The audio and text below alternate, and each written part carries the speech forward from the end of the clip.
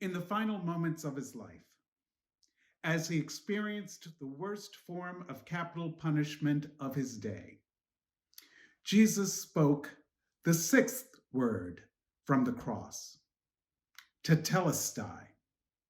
We translate this word in English as to mean "it is finished." The "it" Jesus referred to could have been a number of things.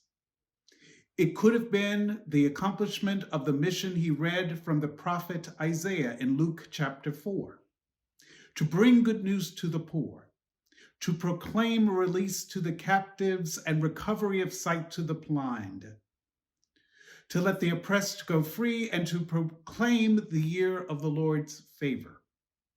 It could have been the bringing to completion of God's plan of redemption, salvation, healing, forgiveness, mercy, love, the reconciliation of the entirety of God's creation back to God.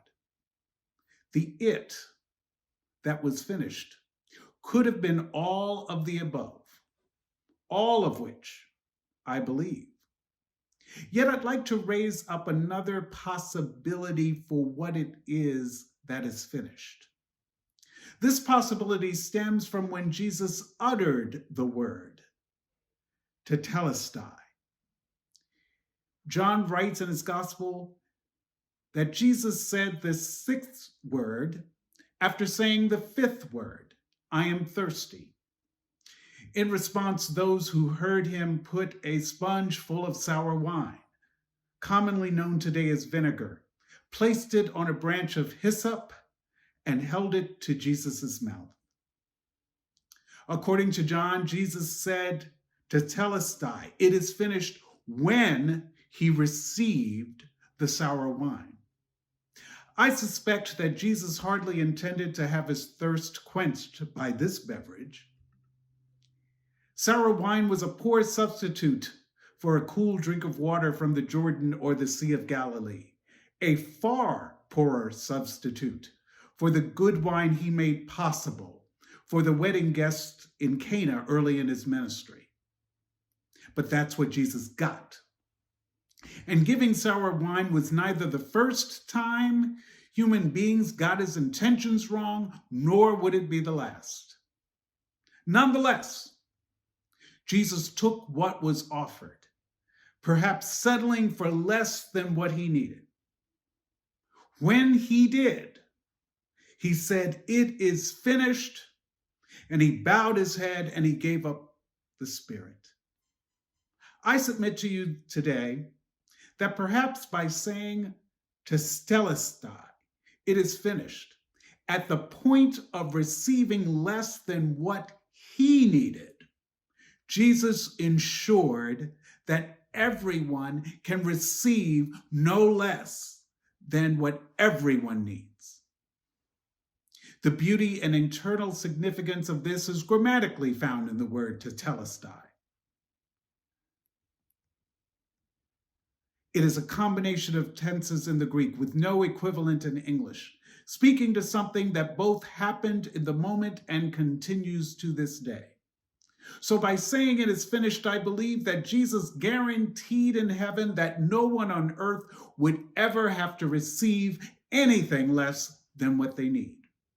What might that mean for us today in 2021? It might mean that a woman and her family needing asylum from violence in El Salvador does not receive instead inhumane living conditions in a migrant detention center. It might mean that an African-American man in Minneapolis or an African-American woman in Louisville needing protection from those sworn to protect them does not receive instead a bullet at their hands.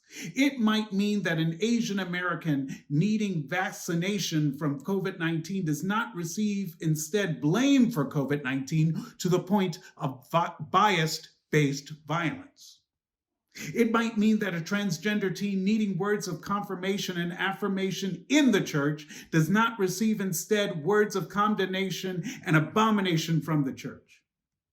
For us this day, tetelestai might mean that any need we might ever have at any time for redemption, for salvation, healing, forgiveness, mercy, love, reconciliation, you name it, the need has been met. It's been met, is met, and will be met through Jesus Christ. I wonder why the Apostle Paul declared in his letter to the Philippians that God will supply all our needs according to God's riches and glory through Christ Jesus. Perhaps Paul said this because he understood the significance of what Jesus did when Jesus said, "It is finished." And I believe that's something that makes this Friday